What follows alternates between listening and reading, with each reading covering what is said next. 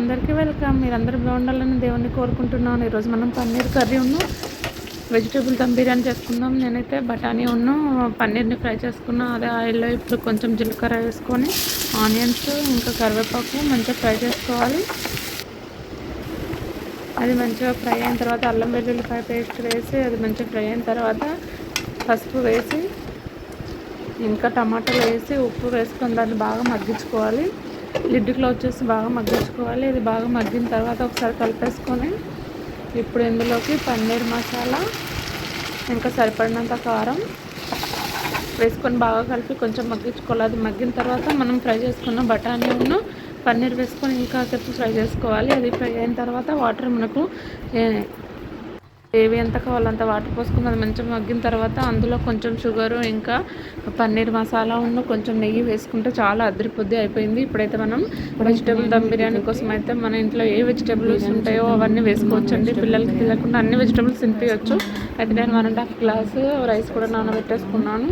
అయితే ఇప్పుడు ఈ వెజిటేబుల్స్ అన్నీ నా దగ్గర బీట్రూట్, క్యారెట్ ఇంకా దీన్ని ఏమంటారో తెలియదు, ఒక మామిడికాయ ఉంది, బీరకాయ, దొండకాయ ఇంకా ఒక మామిడికాయతోటి ఇంకా బఠానీ అన్నీ వేసుకుని చేశాను. చాలా బాగా వచ్చిందండి. మీరు కూడా తప్పకుండా ట్రై చేయండి. అయితే ఇక్కడ నేను ఎసరు కోసం వాటర్ పెట్టేసుకుంటున్నాను. ఇప్పుడు గ్యాస్ పైన స్టవ్ ఆన్ చేసి 1 స్పూన్ ఆయిల్ ఇంకా కొంచెం నెయ్యి కూడా వేసుకుంటున్నా.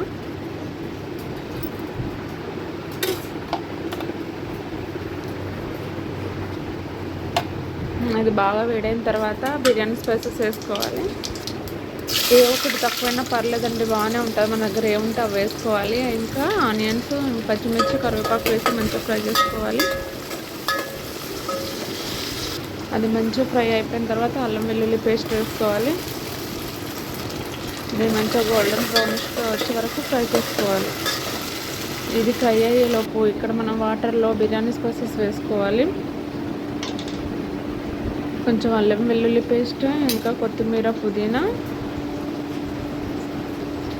సరిపడినంత సాల్ట్ ఇప్పుడే వేసి ఇందులో కొంచెం ఆయిల్ వేసి దాన్ని బాయిలింగ్కి రానివ్వాలి. ఇప్పుడు ఇది బాగా ఫ్రై అయింది కదా. ఇప్పుడు ఇందులో మనం వెజిటేబుల్స్ అన్నీ వేసుకుందాం. కట్ చేసుకున్న వెజిటేబుల్స్ అన్నీ వేసుకుంటున్నాను. నేను క్యాబేజీ, టమాటా కూడా వేసుకున్నాను. చూడండి, దీన్ని ఇలా బాగా ఫ్రై చేసుకోవాలి. ఎగ్ క్లోజ్ చేసి బాగా ఫ్రై చేసుకోవాలి. ఇది కొంచెం ఫ్రై అయిపోయిన తర్వాత ఇప్పుడు ఇందులోకి సరిపడినంత ఉప్పు, అంటే ఇప్పుడు మనం రైస్లో వేసాం కాబట్టి మేము చూసుకొని వేసుకోవాలి. దీనికి సరిపడినంత ఉప్పు ఇప్పుడే వేసుకోవాలి.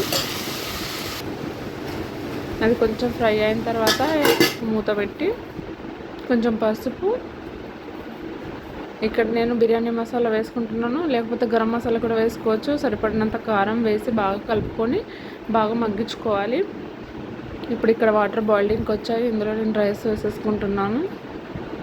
ఇప్పుడు ఇది కొంచెం ఫ్రై అయిన తర్వాత దీన్ని స్టవ్ కొంచెం మ్యూట్లో పెట్టేసి 2 స్పూన్స్ ఆఫ్ పెరుగు వేసుకొని బాగా కలుపుకోవాలి. హైలో ఉంటే మాత్రం పెరుగు విరిగిపోతుందండి, మ్యూట్ చేసి వేసుకోవాలి. అయితే ఇప్పుడు మనం రైస్ ఉడకబెడుతున్నాం కదా, ఈ వాటర్ కొంచెం వేసి ఈ గ్రేవీని అంతా బాగా కలుపుకోవాలి. అంటే కూరగాయలు బాగా మగ్గాలి. క్యారెట్, బీట్రూట్ త్వరగా ఉడకదు కదా, అందుకే బాగా మగ్గించుకోవాలి. ఇప్పుడైతే నేను నా దగ్గర సాఫ్రాన్ లేదు కాబట్టి పాలల్లో కొంచెం పసుపు వేసి, ఇది వేయడం వల్ల మంచి కలరే కాకుండా మంచి ఫ్లేవర్ కూడా వస్తుందండి. అయితే ఇక్కడ రైస్ అయితే అయిపోయింది. ఇదైతే కొంచెం ఆయిల్ తేలేదాకా దీన్ని మనం ఫ్రై చేసుకోవాలి. ఇది బాగానే ఫ్రై అయిందండి. ఇప్పుడు ఈ వాటర్ మళ్ళీ కొంచెం పైనుండి వేసుకోవాలి.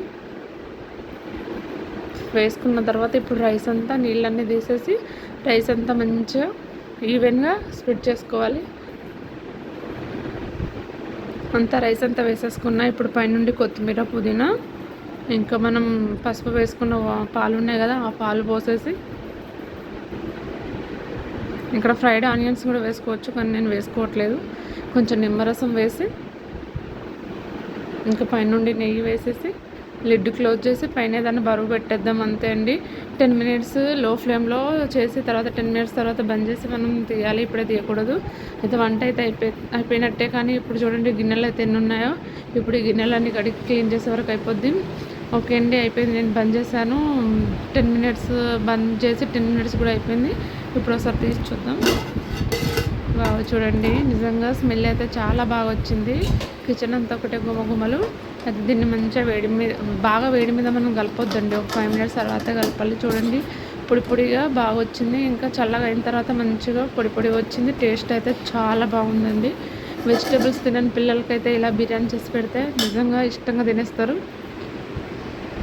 చూడండి కలిపిన తర్వాత ఈ కలర్లో అయితే చాలా బాగుంది. మా అందరికైతే చాలా బాగా నచ్చింది.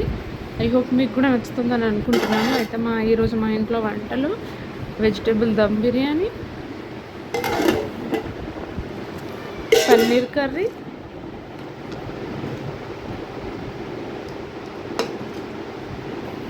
ఇంకా నేను ఈ పన్నీర్లోకి చపాతీలు కూడా చేశాను. ఆ చపాతీల వీడియో తీయలేదు. చపాతీలు కూడా చేసి, ఇంకా బిర్యానీలోకి చల్ల చట్లు పెరగండి. మీకు కనుక నచ్చితే లైక్, షేర్, సబ్స్క్రైబ్ చేసుకోండి. ఇంకో వీడియోలు కలుసుకుందాం. Bye bye.